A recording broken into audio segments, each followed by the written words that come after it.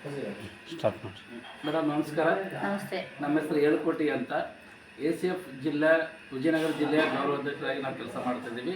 ಇವತ್ತಿಲ್ಲಿ ಬಂದಿರೋ ಉದ್ದೇಶ ಏನಪ್ಪ ಅಂತಂದರೆ ACF ಕರ್ನಾಟಕ 2024ರ ಆದರ್ಶ ನಾಯಕ ಪ್ರಶಸ್ತಿಗೆ ನಿಮ್ಮನ್ನು ಭಾಜನರನ್ನಾಗಿ ಮಾಡಬೇಕಂತಂದು ನಮ್ಮ ಸುನೀತಾ ಮೇಡಮ್ ಅವರು ನಿಮ್ಮನ್ನು ರೆಫರ್ ಮಾಡಿದರು. ಅದಕ್ಕೋಸ್ಕರ ಇವತ್ತು ನಾನು ನಿಮ್ಮ ಮುಂದೆ ಬಂದು ನಿಮ್ಮನ್ನು ಒಂದು 10 ರಿಂದ 15 ನಿಮಿಷ ಭೇಟಿ ಮಾಡ್ತಾಯಿದ್ದೀವಿ. ಜೊತೆಗೆ ನೀವು ನಮ್ಮ ಇದರಲ್ಲಿ ನೀವು ನಿಮ್ಮ ಬಾಲ್ಯ ಜೀವನ, ನೀವು ಹುಟ್ಟು ಮತ್ತು ಬಾಲ್ಯ ಜೀವನ ಹೆಂಗಿತ್ತು, ಶಿಕ್ಷಣ ಯಾವ ಥರ ಪಡೆದ್ರಿ, ನಿಮ್ಮ ಆಮೇಲೆ ಏನಾದರೂ ಬೆಳವಣಿಗೆ ಹಂತದಲ್ಲಿ ಏನಾದರೂ ಸಹಾಯ ಮಾಡಿರ್ತಕ್ಕಂಥದ್ದು ಅದ್ರ ಬಗ್ಗೆ ನೀವು ಹಂಚ್ಕೋಬೇಕಾಗುತ್ತೆ. ಈಗ ಮೊದಲನೇದಾಗಿ ನಾವು ನಿಮ್ಮ ಬಾಲ್ಯ ಜೀವನದ ಬಗ್ಗೆ ನಮ್ಮ ಟೀಮ್ ಜೊತೆ ಹಂಚ್ಕೊಳ್ರಿ. ನಮ್ಮ ತಂದೆ ವಿದ್ಯಾಭ್ಯಾಸ ಇಲ್ಲ. ನಮ್ಮ ತಂದೆ ವಿದ್ಯಾಭ್ಯಾಸ ಇಲ್ಲ. ಅವರು ಈಗಲೂ ಕೂಡ ಹೆಬ್ಬಟ್ಟು ಓದ್ತಿದ್ದಾರೆ. ಆದರೆ ನಮ್ಮ ತಾಯಿ ಆಗಿನ ಕಾಲಕ್ಕೆ ಒಂದು 2ನೇ ತರಗತಿ ಓದಿದರು. ನಮ್ಮ ತಾತ ನಮಗೆ ಮೂಲ ಅಂತಂದರೆ ನಮ್ಮ ಅಮ್ಮರಪ್ಪ ಆಗಿನ ಕಾಲದಲ್ಲಿ ವಿದ್ಯೆ ಕಲ್ತಿರೋದ್ರಿಂದ ನಮಗೆಲ್ಲ ವಿದ್ಯೆ ಕಲಿಸಿದ್ರು. ಅಪ್ಪ ತುಂಬ ಕಷ್ಟಪಟ್ಟು ದುಡಿತಾಯಿದ್ರು, ಕೆಲಸ ಮಾಡ್ತಾಯಿದ್ರು, ಕೂಲಿ ಕೆಲಸ. ನಮ್ಮಮ್ಮ ನಮ್ಮಪ್ಪ ಇಬ್ಬರು ಸೇರಿ ಎಲ್ಲ ಮಕ್ಕಳಿಗೂ ವಿದ್ಯಾಭ್ಯಾಸ ಕೊಡಿಸಿದ್ರು.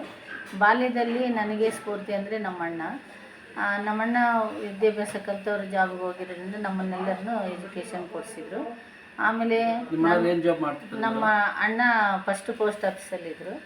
ಪೋಸ್ಟ್ ಆಫೀಸಲ್ಲಿ ನಾವು ಇನ್ನೂ 7th ಸ್ಟ್ಯಾಂಡರ್ಡ್ ಇದ್ವು, ಆವಾಗಲೇ ಅವ್ರಿಗೆ ಜಾಬ್ ಆಯಿತು. ಹಂಗಾಗಿ ನಮಗೆಲ್ಲರಿಗೂ ವಿದ್ಯಾಭ್ಯಾಸ ಕೊಡಿಸಿದ್ರು. ಫಸ್ಟು ನಮಗೆ ಸ್ಕೂಲಲ್ಲಿ ನಾನು ಡೇಟ್ ಆಫ್ ಬರ್ತ್ 1971 ಮಾರ್ಚ್ 4. ನಮ್ಮ ತಂದೆ ತಾಯಿಗೆ ನಾವು 4 ಜನ ಹೆಣ್ಮಕ್ಳು, ಅಣ್ಣ ಒಬ್ಬರೇ. ನಾನು 3ನೇಳು. ಫಸ್ಟು ಅಣ್ಣ, 2ನೇದು ಅಕ್ಕ, ನೆಕ್ಸ್ಟು ನಾನು 3. ಇನ್ನು 2 ತಂಗಿಯರು. ಒಬ್ಬ ತಂಗಿ BE.M.Tech ಮಾಡಿದ್ದಾಳೆ, ಒಬ್ಬ ತಂಗಿ BSc. ಅಕ್ಕ ಓದಿರಲಿಲ್ಲ, ಆದರೂ ಆವಾಗಿನ ಕಾಲ ಕೂಲಿ ಕೆಲಸ ಮಾಡುವಾಗ ಟೈಲರಿಂಗ್ ಮಿಷನ್ ಕಲಿಸಿ ಮನೆಯಲ್ಲೇ ಇರಿಸ್ಬಿಟ್ಟು ಒಳ್ಳೆಯವ್ರಿಗೆ ಬ್ಯಾಂಕ್ ಮ್ಯಾನೇಜರ್ಗೆ ಮದುವೆ ಮಾಡಿಕೊಟ್ರು 86ರಲ್ಲೇ ಅಕ್ಕನಿಗೆ. ನಮ್ಮನ್ನು PUC ಮತ್ತು ನರ್ಸಿಂಗ್ ಎಲ್ಲ ಕಳಿಸಿದ್ರು. ಬಟ್ ನಾವು ಜಾಬ್ಗೆ ಹೋಗಲಿಲ್ಲ. ಬಾಲ್ಯ ಶಿಕ್ಷಣ ಹಿರೇಹಳ್ಳಿ, ಚಳ್ಳಕೆರೆ ತಾಲೂಕು, ಹಿರೇಹಳ್ಳಿ, ಚಿತ್ರದುರ್ಗ ಡಿಸ್ಟಿಕ್ಕು. ಅಲ್ಲಿ ಬಾಲ್ಯ ಶಿಕ್ಷಣ ಆಗಿದೆ. ಅವು 1ನೇ ಕ್ಲಾಸಿಂದ SSLCವರೆಗೂ ಇಲ್ಲಿ ಹಿರೇಹಳ್ಳಿ. ಅಲ್ಲಿ ನನಗೆ ಹೈಸ್ಕೂಲಲ್ಲಿ ಸ್ಫೂರ್ತಿಯಾಗಿರ್ತಕ್ಕಂಥ ಬಸವರಾಜಪ್ಪ ಸರ್ ಅಂತಿದ್ದಾರೆ ಈಗಲೂ ಕೂಡ. ಅವರು ನಾನು ಫಸ್ಟಿಗೆ 5th ಇದ್ದಾಗ ನಾನು ಒಂದು ಗೌರಿ ಹುಡುಗಿಯರಾಗಿರ್ತಾರೆ. ಆ ಟೈಮ್ನಲ್ಲಿ ದೇವಸ್ಥಾನಕ್ಕೆ ಹೋದಾಗ ನನಗೆ ಹೊರಗೆ ತಳ್ಳಿದ್ರು. ನನಗೇನೋ ಒಂದು ಮೊದಲಿಂದ ಒಂದು ಕಿಚ್ಚಿತ್ತು, ಏನಾದರೂ ಒಂದು ಅಚೀವ್ ಮಾಡಬೇಕು, ಏನಾದರೂ ಸಮಾಜಕ್ಕೆ ಒಂದು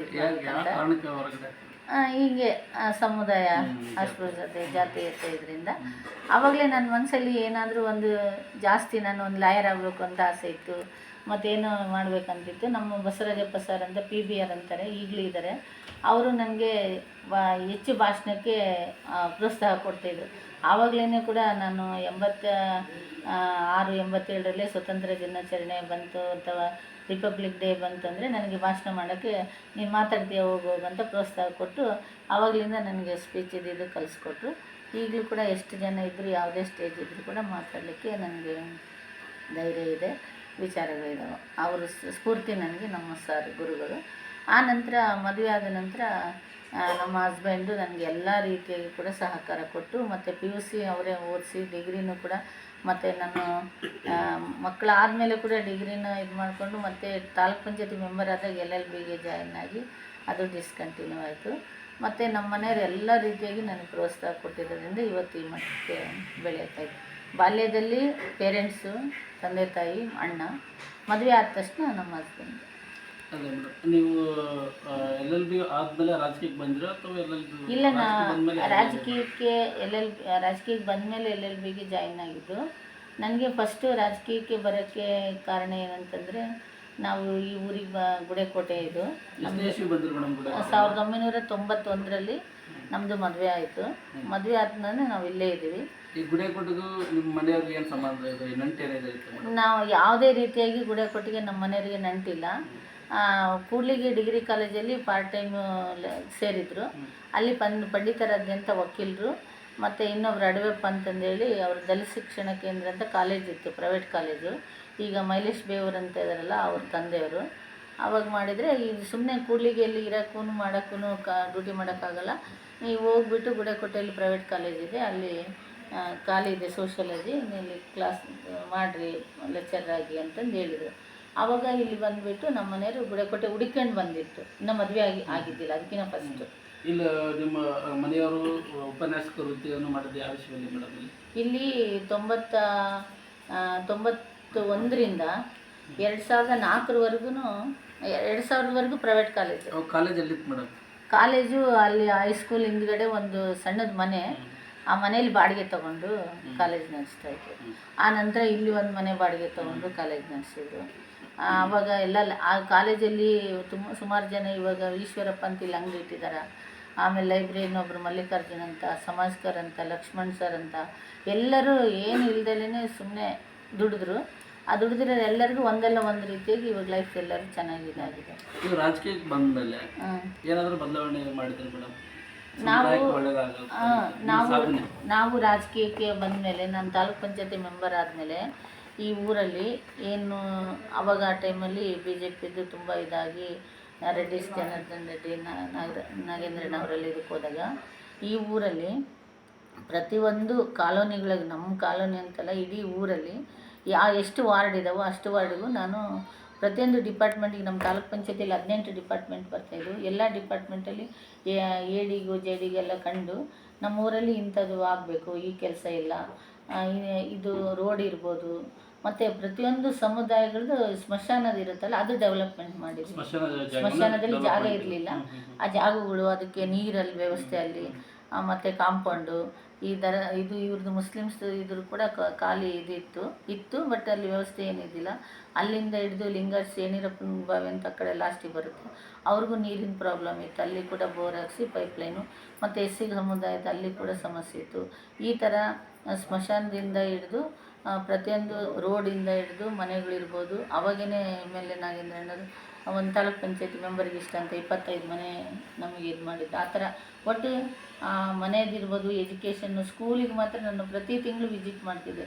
ಟೀಚರ್ಸ್ ಎಲ್ಲ ನನಗೆ ತಲೆ ಹೊಡೆದ್ಬಿಟ್ಟಿದ್ರು. ಯಾಕೆ ಅಂತಂದರೆ ನೀವು ಯಾರು ರಾಜಕೀಯದಷ್ಟು ಬರಲ್ಲ, ನೀವು ಬಂದು ಅವರು ಮಧ್ಯೆ ಟೀ ಕುಡಿಯೋಕ್ಕೆ ಹೋಗೋದು, ಸರಿಯಾಗಿ ಕ್ಲಾಸಸ್. ಆ ಟೈಮ್ನಾಗೆಲ್ಲ ನಾನು ವಿಸಿಟ್ ಮಾಡೋದಕ್ಕೆ 5 ವರ್ಷನೂ ನಾನು ತಾಲೂಕ್ ಪಂಚಾಯತಿ ಮೆಂಬರಾಗಿ ಲಾಸ್ಟಿಗೆ ಉಪಾಧ್ಯಕ್ಷರಾಗಿದ್ದೆ. ಇಡೀ ತಾಲೂಕೆಲ್ಲ ಹಾಸ್ಟೆಲ್ ಇರ್ಬೋದು, ಸ್ಕೂಲ್ ಇರ್ಬೋದು, ನನಗೇನೋ ಒಂದು ಕ್ಯೂರಿಯಾಸಿಟಿ ಮಕ್ಕಳ ಜೊತೆಗೆ ಬೆರೆಯೋದು. ಮತ್ತು 10th ಹೈಯೆಸ್ಟ್ ಬಂದಿರೋರಿಗೆ ಏನಾದರೂ ಅಮೌಂಟ್ ರೂಪದಲ್ಲಿ ಅಥವಾ ಬೇರೆ ರೂಪದಲ್ಲಿ ಹೈಯರ್ ಎಜುಕೇಷನ್ನು SLC PUC ಆದವರಿಗೆಲ್ಲ ನನ್ನ ಕೈಲಾದಷ್ಟು ನಾನು ಸಹಾಯ ಮಾಡಿದ್ದೀನಿ. ಈಗಲೂ ಕೆಲವ್ರನ್ನು ಓದಿಸ್ತಾ ಇದ್ದೀನಿ, ಹೆಲ್ಪ್ ಮಾಡ್ತೀನಿ, ಬಟ್ ನಾನು ಹೇಳಲ್ಲ. ಮೇಡಮ್, ಇಲ್ಲಿ ಗುಡೇಕೋಟೆ ಅಂತ ವಾತಾವರಣದಲ್ಲಿ ಘಟಾನುಘಟಿಗಳ ನಾಯಕರಿದ್ದಾರೆ ಇಲ್ಲಿ, ಅಂಥದ್ರ ಮಧ್ಯದಲ್ಲಿ ನೀವು ಬೆಳೆದದ್ದು ನಮಗೆ ಫಸ್ಟೇದು ಸ್ಫೂರ್ತಿ ಅಂದರೆ ಸೂರಯ್ಯ ಅಂತಂದೇಳಿ, ದೊಡ್ಡ ಸೂರಯ್ಯ ಅಂತಂದೇಳಿ, ದೊರೆಗಳು ಮನೆ ಅಪೋಸಿಟ್, ಅವ್ರನ್ನ ಗುಡೇಕೋಟೆ ಬಲ್ನಾಯಕ ಅಂತಂದು ಕರೀತಾರೆ. ಅವರು ನಮ್ಮಿಬ್ಬರು ಗಂಡ ಹೆಂಡತಿಗೂ ಕೂಡ ಎಲ್ಲ ರೀತಿಯಾಗಿ ಆರ್ಥಿಕವಾಗಿರೋದು. ಬಾಡಿಗೆ ಮನೇಲಿ ಇದ್ವಿ ನಾವು, 2-3 ಬಾಡಿಗೆ ಮನೆ, 70 ರೂಪಾಯಿ ಬಾಡಿಗೆಯಿಂದ ಈ ಊರಿಗೆ ನಾವು ಜೀವನ ಮಾಡಿದ್ವಿ. ಆ ಟೈಮ್ನಾಗೆ ಏನೋ ಒಂದು ಘಟನೆ ನಡೆದಿತ್ತು ಊರಲ್ಲಿ.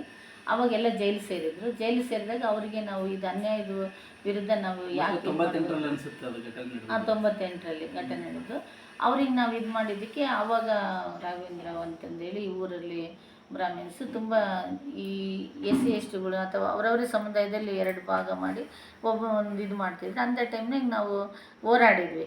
ಧೈರ್ಯ ಇತ್ತು ನಮಗೆ, ಕಾನೂನು ಬಗ್ಗೆ ಸ್ವಲ್ಪ ತಿಳ್ಕೊಂಡಿದ್ವಿ, ಧೈರ್ಯ ಇತ್ತು. ಹೋಗಿದ್ದಕ್ಕೆ ಅವಾಗ ಜನ ಎಲ್ಲ ನಮ್ಮನ್ನು ಗುರುತಿಸಿದ್ರು. ಮತ್ತು ಒಂದು ಹುಡುಗಿದು ಮರ್ಡರ್ ಆಗಿತ್ತು, ಅದು ಸ್ವಲ್ಪ ಚಿಕ್ಕ ವಯಸ್ಸು. ಮನೆಯಲ್ಲೇ ಹಿಂಗೆ ಪ್ರೀತಿ ಮಾಡಿ ಇದು ಮಾಡಿದ್ದಕ್ಕೆ ಅವರೇನೆ ಹೊಡೆದಾಕ್ಬಿಟ್ಟಿದ್ರು. ಮನೆಯಲ್ಲಿ ಹೊಡೆದಾಕಿ ರಾತ್ರಿ ಎಲ್ಲ ವಾಂತಿ ಭೇದಿ ಆಗಿದೆ, ಅದಕ್ಕೋಸ್ಕರ ನಾವು ಬೆಳಗಿನ ಜಾವ 3 ಗಂಟೆಗೆ ಹೋಗಿ ಸುಟ್ಟು ಬಂದೀವಿ ಅಂತ ಹೇಳಿದರು.